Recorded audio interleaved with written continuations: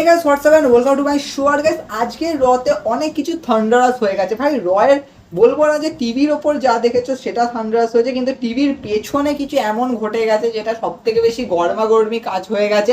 আর হ্যাঁ, সেটাকে নিয়ে তো ডিসকাশন করবে। আর তবে সারা ব্যাপার যারা চ্যানেলে এখন সাডেনলি ভিডিও দেখছে তারা ভাবছে ভাই এরকম ভাবে চ্যানেল গ্রো হয় নাকি? ভাই সকালে র হয়েছে, এখন ভিডিও দিচ্ছে, তো কি হয়েছে? আমার কাছে গ্রো করার কোনো মানে নেই। তাহলে তো ভাই 3 বছর তো তাহলে আমার বেকারই চলে গেছে, তো যাকে বলতে গেলে। কিন্তু হ্যাঁ, ভিডিও দিতে ভালো লাগে। আর সত্যি বলতে গেলে আমি সমস্ত কিছু জানি, সমস্ত কিছু শুনি, তারপরে বোঝার চেষ্টা করি। আর সত্যি বলতে গেলে মানে এই ব্যাপারটা এমন ঘটেছে না, এটা মানে সিরিয়াসলি মানে আজকে মানে যথেষ্ট বেশি মানে থান্ডারাস ব্যাপার হয়ে গেছে। তো সেটাকে নিয়ে তো কথা বলবোই, কিন্তু শুরুতে যদি গেছে আমরা রকে নিয়ে বলি তাহলে গেছে রয়ের সমস্ত কিছু আমাদের কাছে এক্সপেক্টেড ছিল, স্বাভাবিক ব্যাপার।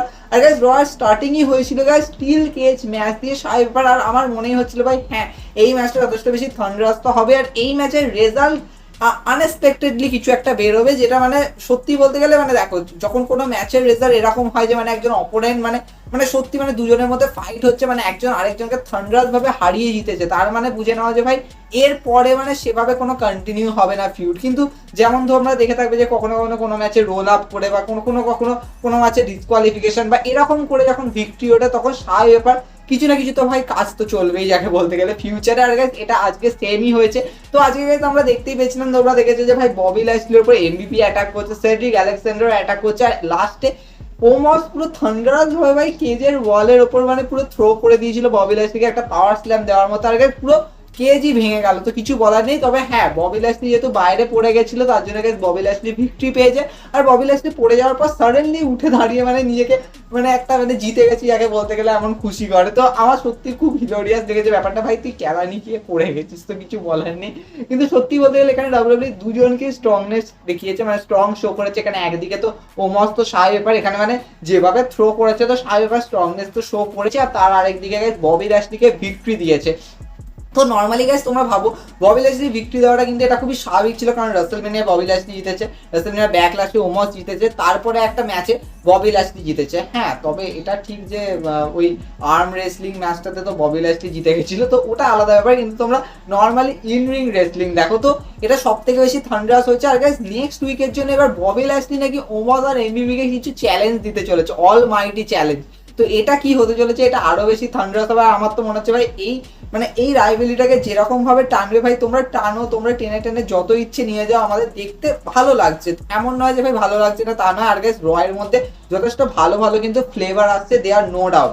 তারপরে গাইজ আমরা নর্মালি দেখতে পেয়েছি গাইজ, আমার সত্যি বলতে গেলে খুবই আজব লেগেছে, সেটা হচ্ছে ভাই মুস্তাফা আলী সাথে সাডেনলি মানে অস্টিন থিওরি ম্যাচটা সেট হলো। অস্টিন থিওরি জাস্ট বলা যেতে পারে ভিন্স মিপেনের মতো কি বলবো এক্সপেক্টেড আনএক্সপেক্টেড ওই ডায়লগটা বললো, আর সেখান দিয়ে বীর মহানের সাথে মুস্তাফা আলী ম্যাচ হয়ে গেল with special guest referee miss. এবার আমি বুঝতে পারছি না ভাই মুস্তাফা আলীর সাথে কার তোমরা ফিউড দেখাতে চাইছো। নর্মালি তো মুস্তাফা আলী রিটার্ন করে মিসকে হারিয়ে দিয়েছিল, তারপরে টোমাসো চ্যাম্পা পেছন দিয়ে অ্যাটাক করেছে, টোমাসো চ্যাম্পা আজকে নেই। তো কি হচ্ছে ব্যাপারটা কিছু বোঝা যাচ্ছে না। অ্যাট দি এন্ড সারা ব্যাপার বীর মহান তো এখন তছনছ করবেই, কিন্তু লাস্টে সাডেনলি গাইজ মিস্ট্রিও ফ্যামিলিকে দেখতে পাবে গাইজ, রেমিস্ট্রিও আর ডমিনিক মিস্ট্রিও দুজনেই গাইজ বীর মহানের ওপর ভারী পড়ে, মানে বীরত্ব দেখিয়ে দেয় যাকে বলতে গেলে। তো আমরা তো জানতুমই গাইজ নর্মালি ডমিনিক মিস্ট্রির ওপর যেরকমভাবে অ্যাটাক হয়েছে, পসিবলি রেমিস্ট্রিও ভার্সেস বীর মোহনের একটা প্রিমিয়াম লাইভ ইভেন্টে একটা ম্যাচ হওয়ার সেট ছিলই, কিন্তু নর্মালি এটা ডাব্লিউডাব্লিউ একটু বেশি দেরি করেছে, বা বলতে গেলে একটুখানি টাইম নিয়ে নিয়ে কাজটা করছে। মানে বীর মোহনকে একটুখানি প্রথমে শো করেছে কতটা ডমিনেট করছে সেটাকে।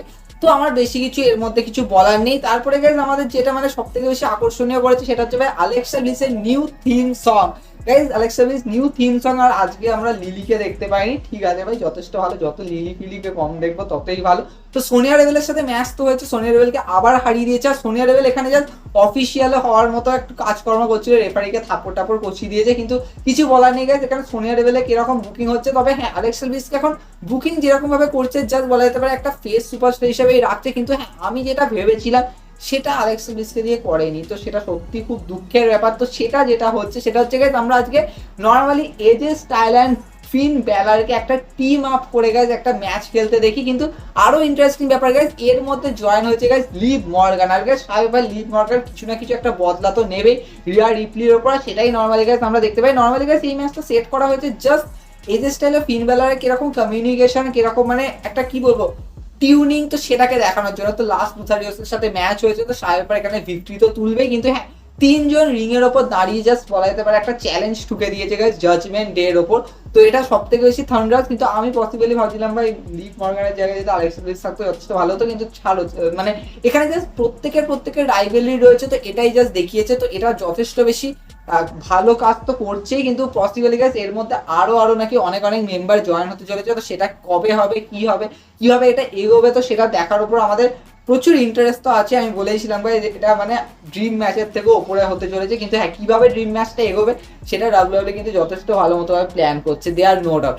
আরো গাইস ইন্টারেস্টিং আমাদের কাছে যথেষ্ট বেশি হিলোরিয়াস লেগেছে, সেটা হচ্ছে ভাই কেভিন ওনস আবার প্রমাণ করেই ছাড়বে গাইস ইজিক্যালি হচ্ছে অ্যালায়েন্স, আর তার জন্য ভাই ডিএনএ রিপোর্ট কত কিছু করেছে, সেখানেও গাইস ফেল হয়ে গেছে, ওখানেও গাইস মানে কোনো কিছু প্রমাণ হয়নি। লাস্টে আমরা দেখতে পাই চ্যাট গেবেল ভার্সেস ইজিক্যালের মধ্যে ম্যাচ তো হয়েছিল, তো আমার মনে হচ্ছে ভাই হ্যাঁ এটাকে জাস্ট কমেডিয়াস টাইপের করছে। নর্মালি গাইস তোমরা জানো যে ফার্স্ট্রেটেড কেভিন ওয়েন্স কিরকম করতে পারে কাজ করো, তার মধ্যে আমার কিরকম যেন লাগছে ভাই আলফা একাডেমি মানে এই জিনিসটাকে ঢুকিয়েছে, ঠিক আছে মানে যত বেশি মানে এখানে সুপারস্টার থাকবে তত ভালো হবে। আর আমার মনে হচ্ছে এটা জাস্ট লাইক বোধহয় সেই জেবিএল হয়তো কোর্ট লয়ারের মতো হয়ে আসবে, তারপর সেখানে মানে দুদিকে কাঠগোড়া দাঁড় করানো হবে, কে মিথ্যে বলছে কে সত্যি বলছে, এরকম দেখবে কিছু না কিছু একটা কমেডিয়াস টাইপের কিছু না কিছু করবে, কারণ ডাব্লিউডাব্লিউতে কিন্তু এর আগেও কিন্তু এরকম কিছু হয়েছে, তো যথেষ্ট বেশি ভালো ফ্লেভার দেবে, দেয়ার নো ডাউট। কিন্তু এবার গাইস যদি আমরা মেন ইভেন্টে আসি, তো গাইস মেন ইভেন্টের জন্য অলরেডি সেট ছিল হচ্ছে একটা 6 প্যাক চ্যালেঞ্জ, মানে একটা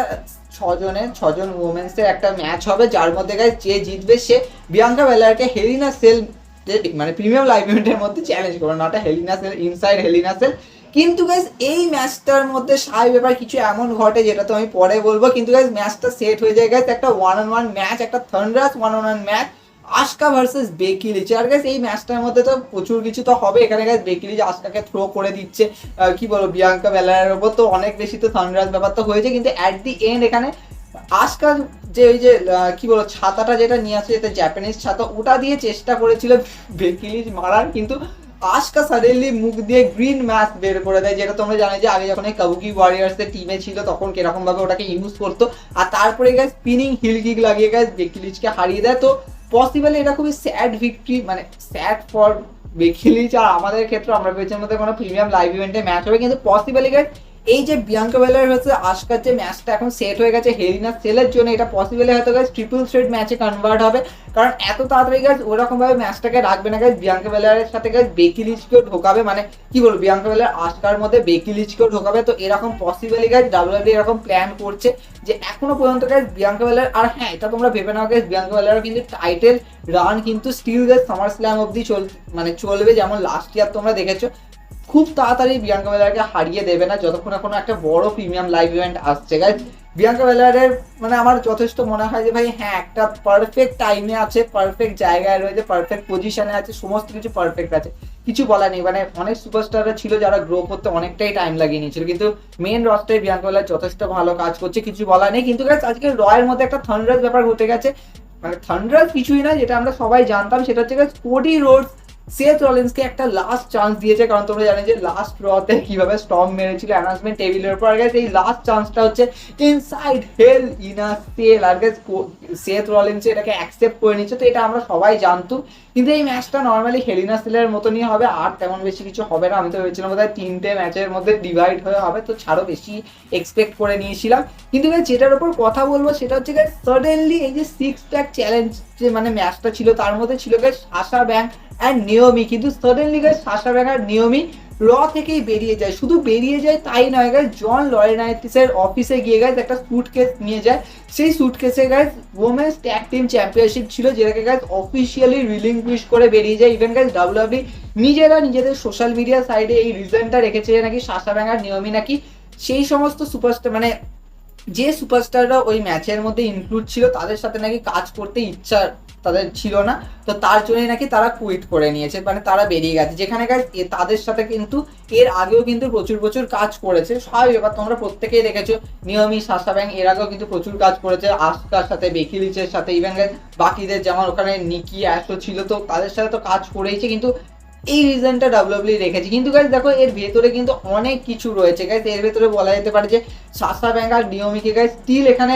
একটা সিঙ্গেল পুশ না দিয়ে এরকম ভাবে টিম বানিয়ে যেভাবে পুশটা দেওয়া হয়েছে, হ্যাঁ রাসেলমেনিয়ার মধ্যে ভিক্টরি তুলেছে সেটা আলাদা ব্যাপার, কিন্তু পসিবল গাইজ সাশা ব্যাঙ্কের তোমরা জানি যে নর্মালি ওই সার্ভাইভার সিরিজের সময় সময় করে গাইজ তেমন কোনো ফিউড ছিলই না। ইভেন গাইজ নিয়মিত তো তখন একদমই কিছু ছিল না, কিন্তু ডাব্লিউডাব্লিউ তখন তেমন কোনো প্ল্যান ছিল না। স্টিল গাইজ সাশা ব্যাঙ্কে কোনো না কোনোভাবে কিছু না কিছু ভাবে ইউজ তো করতেই হতো, তো তার জন্য জাস্ট বারবার এরকম ভাবে ইউজ করে যাচ্ছিল। অ্যাট দি এন্ড তোমরা দেখেছিলে যে রয়্যাল রাম্বলের নাম্বার 1-এ I think Sasha Banks part নিয়েছিল, তো কিছু বলা নেই। ইভেন গাইজ আমার সত্যি বলতে গেলে নিয়মির ক্ষেত্রে খারাপ লাগছে, কারণ গাইজ নিয়মি ভার্সেস সোনিয়া লেভেলের ম্যাচটা যথেষ্ট ভালো কিন্তু আইকনিক করতে পারতো ডাব্লিউডাব্লিউ। আমি জানি না যে যেটা শুরু করে সেটাকে মাঝ রাস্তায় ছেড়ে দেয় কেন, মানে মানে একটা লো ক্লাস, আমি লো ক্লাস বলবো না, কিন্তু তাও একটা ম্যাচকে তো ক্রিয়েট তো করতেই পারে, কিন্তু ডাব্লিউডাব্লিউ সেটা করেনি। ইভেন যদি সাশা ব্যাঙ্কের কথা বলো তাহলে সাশা ব্যাঙ্কও ক্রিয়েট করতে পারতো, কারণ এখনো পর্যন্ত গাইজ একটাই নাম আমাদের মাথায় আসে আগে বলতে গেলে গাইজ, স্ম্যাকডাউনের মধ্যে যদি কেউ রন্ডার ওদিকে চ্যালেঞ্জ করে থাকে, তো মানে যা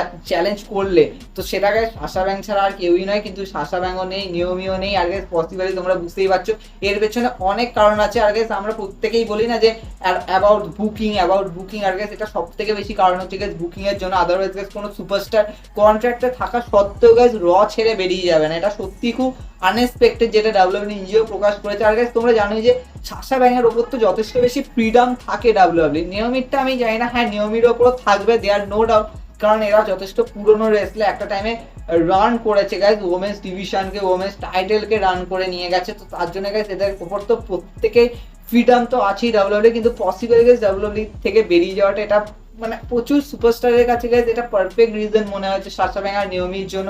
আর স্বাভাবিক ব্যাপার গাইজ, যেখানে তুমি তোমার মতো বুকিং পাচ্ছ না, তো স্বাভাবিক ব্যাপার সেখান দিয়ে লেফট করে যাওয়া, কিন্তু এরকম ভাবে লেফট করে যাওয়া যথেষ্ট বেশি আনএক্সপেক্টেড ছিল। আর ডাব্লিউডাব্লিউ যথেষ্ট বেশি শকও হয়েছে, আই নো যে শক হয়েছে, কারণ ডাব্লিউডাব্লিউ কখনোই হয়তো ওইভাবে ফোকাস রাখেনি যে সাশা ব্যাঙ্ক আর নিয়মি হয়তো নেক্সট লেভেল এরপরে হয়তো কিছু করতে পারে। কারণ নর্মালি এই সমস্ত সুপারস্টাররা জাস্ট লাইক বলতে গেলে রোমান রেন্স বা সেথ রলিন্সের মতো মানে মেন্স ডিভিশনে, কিন্তু হ্যাঁ তোমরা জানো যে ডাব্লিউডাব্লিউ কিন্তু সবসময় একজনের উপরই বেশি পুশ করে যায়, শার্লেট ফ্লেয়ার কখনো কখনো বেকি লিঞ্চ, কখনো রন্ডা রোজি, সেই সমস্ত সুপারস্টার উপর ব্যাক টু ব্যাক পুশ করে থাকে।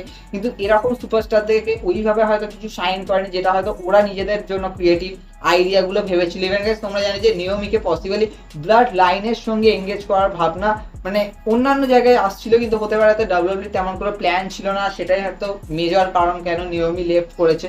তো অনেক অনেক রিজন কিন্তু এখানে কিন্তু সামনে আসছে, কিন্তু তোমাদের কি মনে হয়, তোমরা এটাতে রিয়াকশন জানাতেই পারো। আর আমার তো পসিবলি মনে হচ্ছে ভাই এখন ডাব্লিউডাব্লিউ থেকে তোমরা লেফট করে যাও, যথেষ্ট ভালো ব্যাপার এটাই যে গাইজ তোমরা ডাব্লিউডাব্লিউ থেকে লেফট করলে তোমরা একটা পজিশন পাবে গাইজ, তোমরা সবাই জানো সেটা হচ্ছে অল এলিট। কিন্তু হ্যাঁ অল এলিটে হলে তোমরা ভাবো ভাই ব্রিট বেকারের সাথে যদি ব্যাটেল হয় সাশা ব্যাঙ্কের, তাহলে তো ওখানে আলাদাই খিচুড়ি ক্রিয়েট হয়ে যাবে। আর আমরা তো আমাদের কি ভাই, আমরা তো দেখতে পছন্দ করবো ভাই, আমরা অ্যাজ এ ফ্যান আমরা তো সমস্ত দিকেই দেখবো। বাট এনিওয়ে গাইজ তোমাদের রিয়াকশন তোমরা জানাতে পারো, আর গাইজ আরো অনেক কিছু আসবে চ্যানেলে। তো দেখা হচ্ছে নেক্সট শো।